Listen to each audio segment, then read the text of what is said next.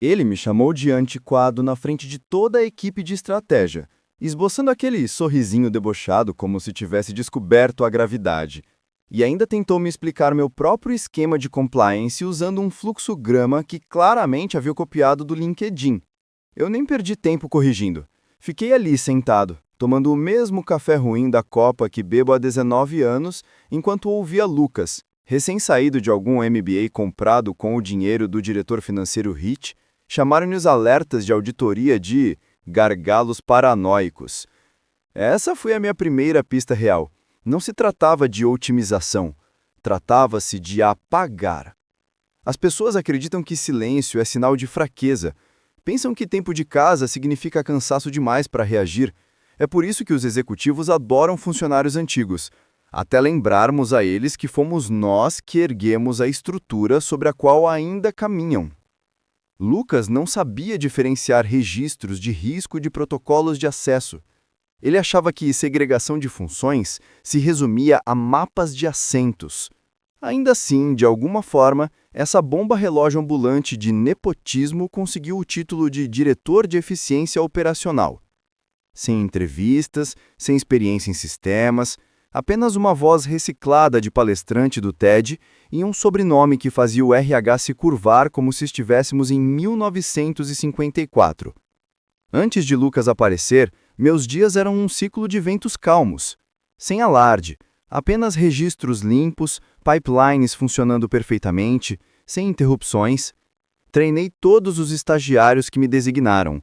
Cheguei a ajudar 3 ex-diretores financeiros a transformar seus filhos despreparados em analistas juniores competentes, 2 dos quais ainda me enviam cartões de Natal. Mas Lucas queria sangue. Ele entrou e começou a cortar sem sequer olhar os esquemas. Apaguei as etiquetas de redundância que havia colocado depois de quase ser multado pela SEC em 2018. Perguntei educadamente se ele queria revisar o histórico de auditoria antes de fazer alterações. Ele dispensou com um gesto de mão e disse: "Chama-se Agile, Mason. Talvez você devesse pesquisar no Google." Fui aí que percebi que não estávamos diante de uma simples reestruturação. Era uma limpeza geral. Aliás, se você ainda está aqui, reserve um segundo para curtir o vídeo e se inscrever. Isso significa mais do que você imagina. 97% das pessoas assistem sem se inscrever. Mas esta é diferente. É aquela que elas vão lembrar. Voltando ao Lucas. Na segunda semana dele, ele aprovou um memorando interno para desativar uma ferramenta que eu havia desenvolvido após a violação de segurança judicial envolvendo FIM. Uma delas cruzava informações sobre alterações de fornecedores externos com nossos lançamentos internos de folha de pagamento. A justificativa dele era que aquilo poluía o painel de controle. Agendei uma reunião individual. Ele faltou 2 vezes. Depois, enviou uma mensagem no Slack, curtou o excesso e segui em frente. Sem assinatura, sem saudação. Sinalizei o risco, documentei cada alteração e enviei discretamente para a revisão interna. Na manhã seguinte, Rich me chamou para uma reunião por Zoom. Empresa inteira, 117 participantes, câmeras ligadas. Ele sorriu, mas não daquele jeito que transmite segurança. Disse que eu havia prejudicado o ímpeto de um líder promissor e exigiu um pedido público de desculpas a Lucas por criar uma cultura de medo e inflexibilidade. Não hesitei, apenas liguei o microfone e disse ok, e foi só isso. A sala ficou em silêncio. Mas o silêncio sempre foi a minha linguagem mais forte. E quando disse ok, não estava concordando, estava me preparando. Lucas nem sequer leu os nomes dos arquivos antes de arrastá-los para o cemitério. Chamou-os de inchaço legado e apagou 6 nós de verificação cruzada que eu mesmo havia construído após o último alerta de conformidade da SEC. Uma delas era uma verificação multifatorial de desembolsos que detectou 2 pagamentos fraudulentos a fornecedores em 2020. Mas, segundo Lucas, se não estivesse em sua planilha de Excel com códigos de cores da primeira semana, não importava. Ele rotulava qualquer coisa com mais de 5 anos como dívida arqueológica, não estou exagerando. Arqueológica, como se décadas de memória institucional fossem fósseis a serem varridos para que seu pai se gabasse da nova transformação tecnológica enxuta. Na teleconferência com investidores do próximo trimestre, enviei a ele uma mensagem educada alertando sobre uma vulnerabilidade que suas exclusões haviam criado, uma falha que permitiria a duplicados de contratados passarem despercebidos, burlando regras de limite de faturamento. Anexei capturas de tela e um fluxograma de antes e depois. Ele respondeu 3 horas depois com uma única linha. Agradeço o aviso. Vamos manter o foco na solução. Isso é Rich falando, de um cara que achava que Sandbox era só um plugin de teste no navegador. Encaminhei o problema internamente, discretamente, pelo mesmo canal seguro que eu havia ajudado a equipe de compliance a configurar anos atrás. Não estava tentando constrangê-lo, estava tentando nos proteger. Você imaginaria que uma empresa de 600 milhões de dólares se preocuparia com medidas de segurança que nos mantivessem fora dos tribunais federais? Mas não, o que importava para eles era a hierarquia. E o sobrenome de Lucas estava no topo da pirâmide. Quando Rich soube da minha denúncia, não convocou reunião, não pediu contexto, nem revisou os riscos sinalizados, nem os lançamentos duplicados, nem a potencial responsabilidade. Não, ele agendou outra reunião geral, com câmeras ligadas. O rosto de Lucas brilhava como se tivesse acabado de ganhar um concurso de soletração. Mason, começou Rich, inclinando-se para a webcam como se fizesse um elogio fúnebre. Recebemos informações de que você está criando atritos internos, que seus métodos são obstrutivos. Meu filho está tentando inovar e você se apega a sistemas obsoletos. Eu não disse nada. Com efeito imediato, continuou, vocês estão fora da linha de frente operacional, a menos que se desculpem publicamente por questionar a liderança. Algumas pessoas piscaram. Uma delas engasgou. A maioria apenas baixou o olhar, como reféns, fingindo não ouvir. Lucas não disse nada, apenas sorriu. Aquele meio sorriso de quem nunca precisou conquistar a autoridade, apenas herdou, como se fosse uma casa de veraneio da família. Desativei o mudo, disse entendido e saí da sessão. Sem réplica, sem discurso dramático de despedida. Porque o poder nem sempre ruge. Às vezes ele espera, silencioso, paciente, cirúrgico, apenas tempo suficiente para que a sala se esqueça de sua origem. O cursor piscou no formulário de demissão, mas eu não digitei uma palavra. Ainda não. Fiquei sentado sobre a luz do monitor, deixando o silêncio se instalar como poeira numa sala de servidores. Minhas mãos estavam firmes, sem raiva, sem pânico, apenas a clareza fria que surge quando alguém confunde seu silêncio com submissão vezes demais. Aquela chamada de Zoom, aquilo não foi um castigo, foi permissão. Abri o disco rígido criptografado que não tocava há anos. Enterrados ali estavam artefatos digitais de uma versão minha que todos pareciam ter esquecido. Um pedreiro mais jovem na época em que eu ainda era conhecido como consultor e não como o ativo legado. Esse era o título no contrato. 2004, arquiteto de sistemas original, antes da aquisição e do rebrand. Antes também de todos os engravatados que chegavam fingindo que aquele lugar tinha sido construído ontem. Encontrei o adendo com a cláusula que me lembrava de ter redigido quando não confiava na palavra de ninguém, nem mesmo na deles. Cláusula 7C. Em caso de remoção forçada do projeto sem o devido processo legal ou justa causa, o contratado mantém os direitos exclusivos sobre os módulos de software derivados criados independentemente durante o projeto original do sistema, incluindo, entre outros, estruturas de auditoria legadas, protocolos de conformidade de fornecedores e painéis de relatórios anexados. Em outras palavras, se me demitirem sem motivo, a culpa não seria minha. Nunca corrigiram nada, nunca perceberam, nem uma vez em 19 anos. Comecei a planejar minha saída da mesma forma que planejei tudo aqui, silenciosamente, com precisão, sem pontas soltas. Entrei no meu painel de administração, o meu, de verdade, não aquela fachada brilhante que Lucas havia colocado para impressionar. Desativei 3 chaves vinculadas a licenças de sincronização interna. Não foram revogadas, apenas expiraram. Encerramento normal. Nada que acionasse alertas ainda. Imprimi minha carta de demissão, deixando espaço na parte inferior para algo que ainda não estava pronto para escrever. Em seguida, abriu um segundo arquivo, minha lista de verificação. Não uma lista de tarefas, mas um catálogo de bloqueio de energia. Cada ativo, cada serviço, cada linha de fornecedor onde meu nome ou o da minha empresa apareciam no contrato. A Ridge South Systems, minha antiga consultoria, tecnicamente nunca se dissolveu. Eu apenas a deixei em estado de inatividade até agora. Primeiro item: revogar o handshake de licença, processo de autenticação do sistema, para o painel de auditoria. Segundo, desativar a sincronização do backup para a visualização do investidor do Lucas, aquela da qual ele tanto se gabava nas reuniões de quinta-feira. Terceiro, preparar a entrega dos logs de criptografia ao departamento jurídico. No papel, parecia uma limpeza simples, mas qualquer pessoa com um mínimo conhecimento perceberia o que estava faltando. Criptografei os temporizadores de logout, rotulei-os como manutenção de rotação de sessão e configurei-os para cascata, um sistema a cada 12 horas, suficiente para evitar suspeitas até que fosse tarde demais. Então, estendi a mão debaixo da mesa e desconectei o pendrive que estava ligado a uma porta fictícia, desde 2015.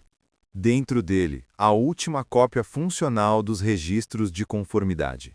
Sem nuvem, sem duplicatas, sem backups. Apenas os meus. Não era vingança, não era rebelião, era segurança. Porque se eles fossem me expulsar da casa que construí, não ficariam com os alicerces. O primeiro sistema a apresentar problemas foi o portal do investidor.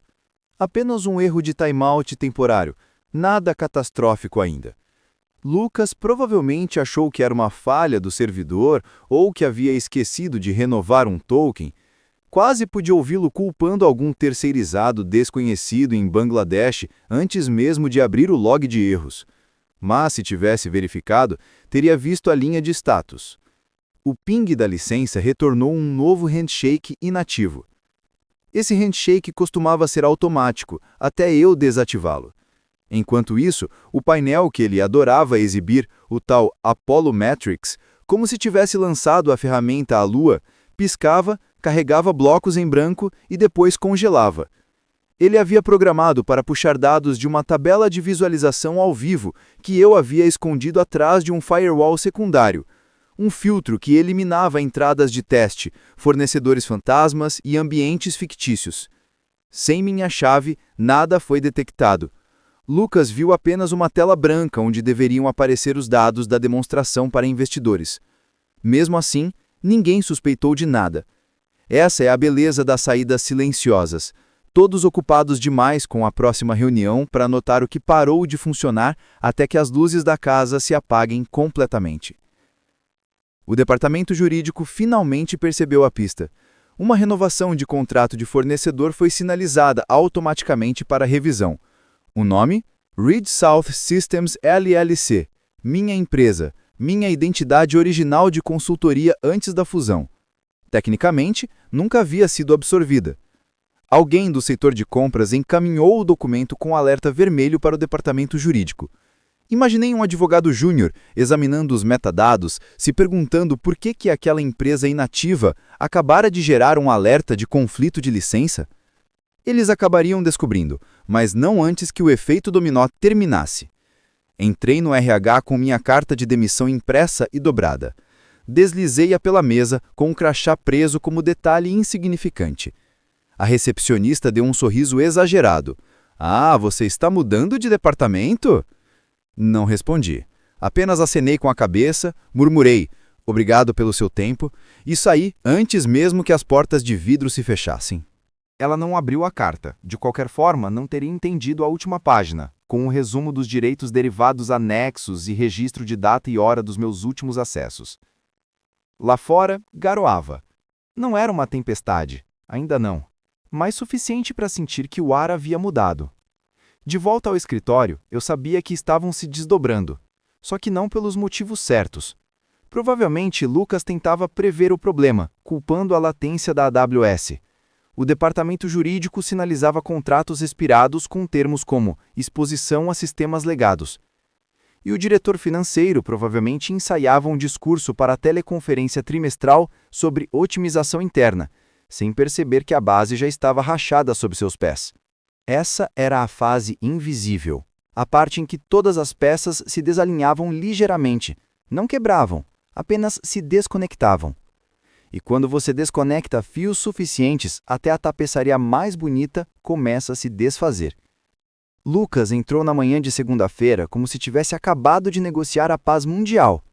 Óculos de aviador na gola, shake de proteína na mão, bronzeado artificial brilhando sob as luzes fluorescentes. Fez um gesto de arma com os dedos para a recepcionista, que tentava se camuflar na multidão, e então desfilou pelo corredor como um cachorro sem coleira. A arrogância de alguém convencido de que o silêncio significava rendição. Quando chegou à minha fileira, parou. Olhou para a minha mesa. Realmente olhou.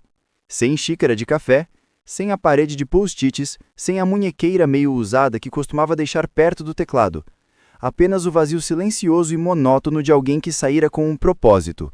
Eu não estava lá e nem o pulsar da sua demonstração. Aprendeu a lição, né? Murmurou para a cadeira vazia, tentando disfarçar o constrangimento diante da analista júnior, que piscou confusa e voltou a fingir que a tela estava congelada. Do outro lado do prédio, em uma sala com persianas blackout e 4 mesas ajustáveis, a situação começava a tensionar. Um alerta havia sido acionado alguns minutos depois. Credencial não autorizada detectada. Chave de licença inválida. Normalmente, isso geraria um alerta. Alguém digitou a senha errada. Um fornecedor alterou o protocolo de autenticação. Mas, desta vez, o problema estava no mecanismo principal de geração de relatórios. A chave de licença não apenas falhou, retornou nula, sem rastros, sem alternativas, sem backup. O sistema não apenas bloqueou o acesso, ele simplesmente não sabia o que era acesso. Por volta das 8h12, um engenheiro de suporte de nível 3 enviou uma mensagem interna para o líder da equipe. Que estranho! A Reed Salt Systems aparece como proprietária do pipeline CF desativado. Não é da Mason? Alguns minutos depois, a conversa no Slack do departamento jurídico passou de inativa para nível máximo de alerta. Um funcionário não autorizado no setor privado publicou uma captura de tela de um contrato sinalizado, sem atualização desde 2009. Uma frase destacada dizia: os direitos de continuidade do sistema permanecerão propriedade da Reed South Systems, a menos que o contrato de consultoria seja rescindido conforme a seção 14b3. Não havia assinatura da empresa, nenhuma alteração, apenas minhas iniciais, a data e um hash digital ainda válido. Mais tarde naquela manhã, o Slack do CFO mostrou uma mensagem de Melissa R. do departamento jurídico para Darren, também do CFO. Você está ciente de que Mason Drake ainda consta como principal licenciador do Sistema Financeiro Central? Preciso de confirmação urgente. Isso afeta o acesso dos investidores. Ele não respondeu, porque, naquele exato momento, Lucas atualizava o seu painel repetidamente, observando cada gráfico que havia prometido aos investidores carregar como caixas brancas e pontos de interrogação vermelhos. A arrogância é uma moeda frágil.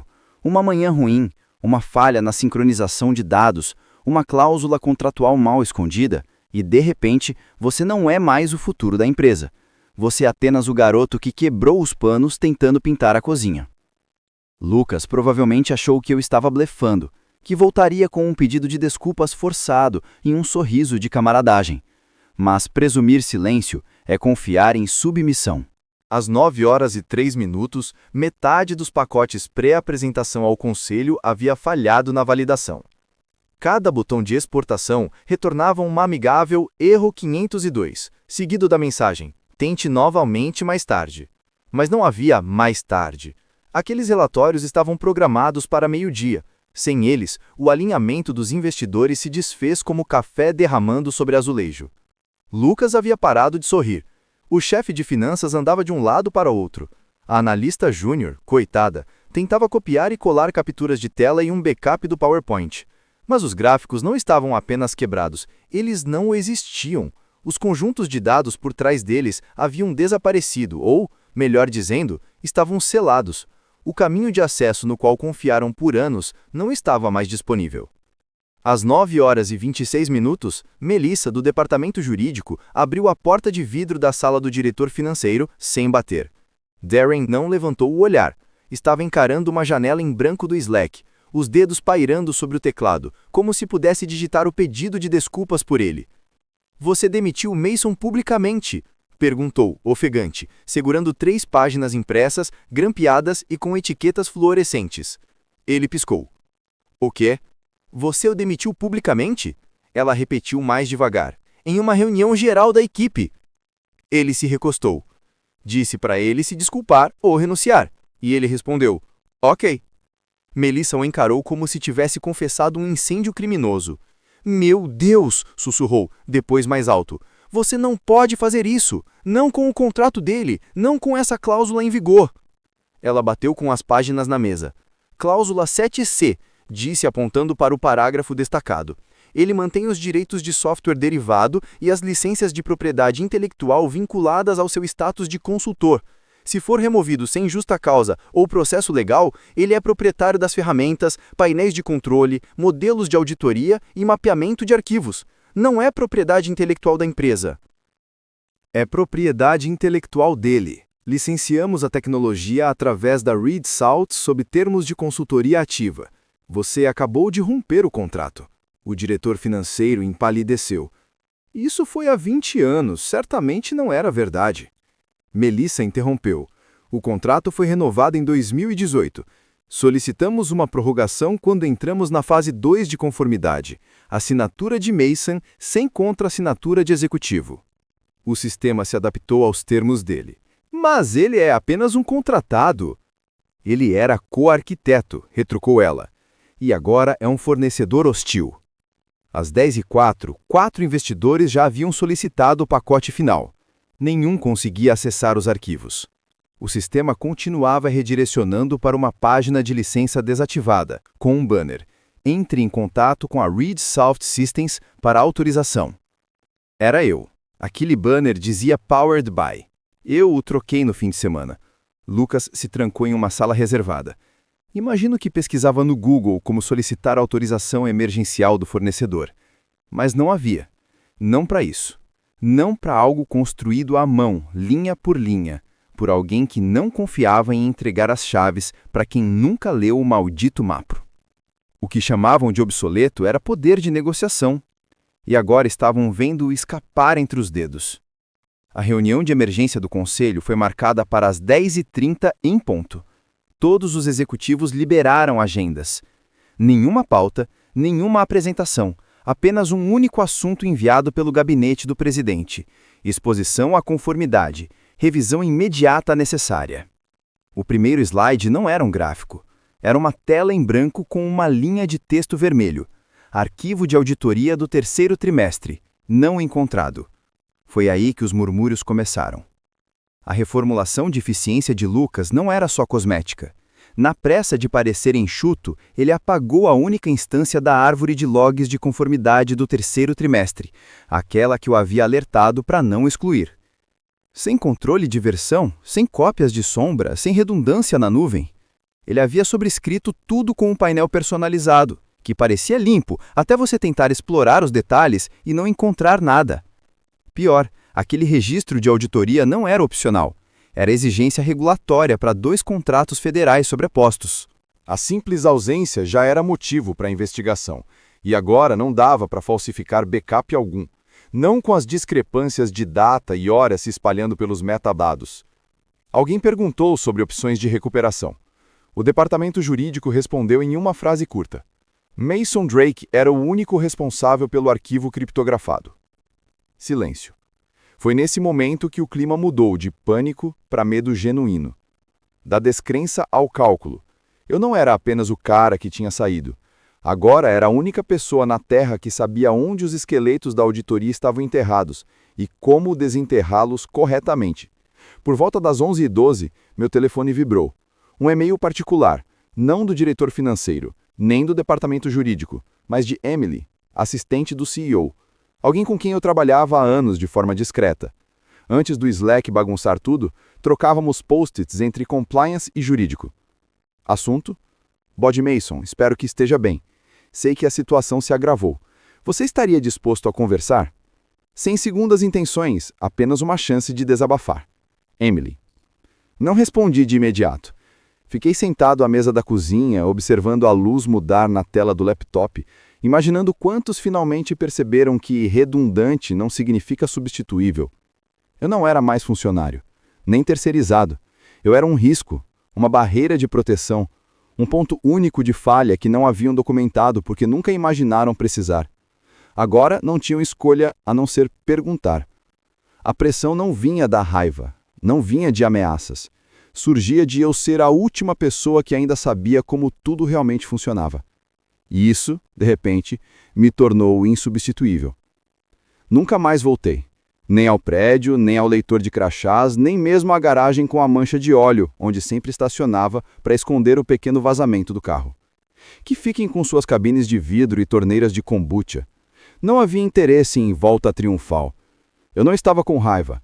Eu havia terminado. Há uma diferença. Uma semana após a reunião do conselho, a Reed Salt Systems foi incluída discretamente na lista de fornecedores ativos, sem anúncio, sem e-mail corporativo, apenas um item no sistema de compras. Acesso de nível consultivo para sistemas de conformidade contínua. O valor em dólares era maior do que eu jamais ganhei de salário, mas não saquei o dinheiro. Ainda não. Enquanto isso, Lucas foi transferido para uma função em desenvolvimento estratégico. Sem relatórios, sem reuniões, sem acesso à plataforma, apenas um título vazio e um escritório com o telefone fixo desconectado. Alguém me contou que ele passou o primeiro dia no exílio elaborando uma proposta de blockchain que ninguém solicitou. O RH enviou um memorando que parecia um sorriso forçado. Temos orgulho de anunciar uma revisão abrangente da propriedade de sistemas legados, liderada por equipes multifuncionais comprometidas com transparência e sustentabilidade. Em outras palavras, eles tentavam descobrir o que mais eu ainda possuía. Retiraram todos os contratos do arquivo e começaram a lê-los. Não apenas os meus, mas os de todos. Porque eu não fui o único a incluir cláusulas durante anos de desordem. Eu fui apenas o primeiro a aplicá-las com rigor. No final da noite de quinta-feira, meu telefone tocou. Número desconhecido, prefixo 212. Deixei cair na caixa postal. A mensagem era curta. Voz feminina baixa e deliberada. Senhor Drake, represento um dos fundos de investimento controladores ligados ao seu antigo empregador. Analisamos seus dashboards. Eram elegantes, simples e preparados para o futuro.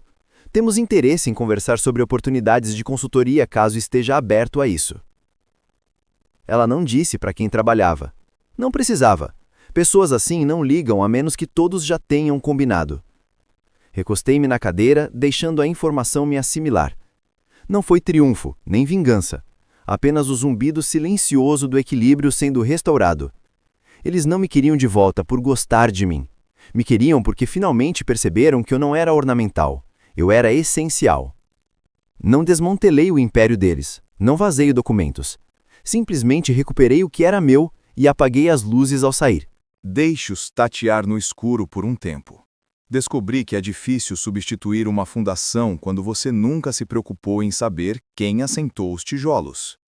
O painel se apagou com um leve piscar de olhos, sem aviso, sem erro, apenas uma sessão limpa e silenciosa e encerrada. Como cortina fechando após o ato final, sentei-me à mesa da cozinha, segurando a caneca lascada que uso desde a fusão. O café já estava morno, mas não importava. Havia algo poético em ver o último vestígio da minha antiga vida desaparecer em silêncio. Sem fúria, sem alarde, sem aplausos. Apenas um encerramento.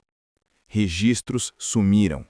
Protocolos de segurança, chaves de licença, antigos avisos de conformidade, desvinculados e arquivados. Chega de chamadas, alertas à meia-noite sobre fornecedores ou notificações de senhas enviadas por estagiários em fusos horários diferentes. Aquele mundo, com urgência artificial e egos sedentos por status, finalmente saiu da minha órbita. Estendi a mão por baixo da mesa e retirei uma pasta lacrada, a etiqueta, em minha própria caligrafia. Chaves de auditoria pós-contrato. Dentro, autorizações offline finais. sequência de códigos permitindo acessar registros residuais e backups redundantes criptografados. Garantia, caso fossem espertos o suficiente para implorar, mas burros o bastante para mentir. Coloquei as páginas na lareira de ferro fundido, uma a uma.